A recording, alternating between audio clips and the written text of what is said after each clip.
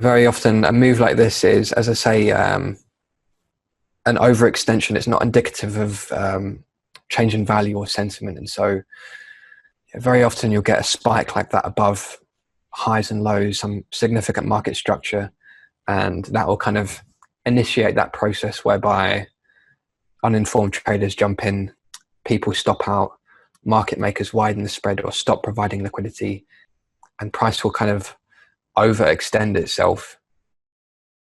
And as a result of that overextension and the liquidity void which that overextension leaves in its wake, it's a high probability trade because price, number one, has exceeded where the market kind of thinks it should be trading. Right? It's only up there because of a kind of technical event.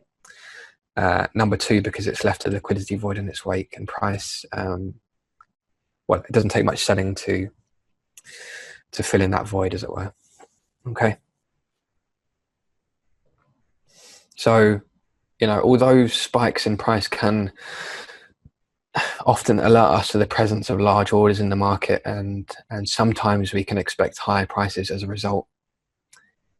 If we're seeing bids willing to chase price, the market doesn't exist in a constant state of sentiment.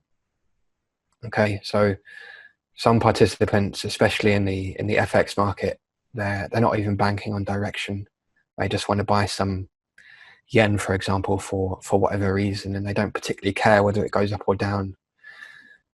So oftentimes after a run like this, price will draw back into the area of core liquidity or quote unquote fair value. Okay. So the point is that moves like this are often a kind of artifact of market mechanics that have very little to do with value. And that's where the edge is for me. Does that make sense?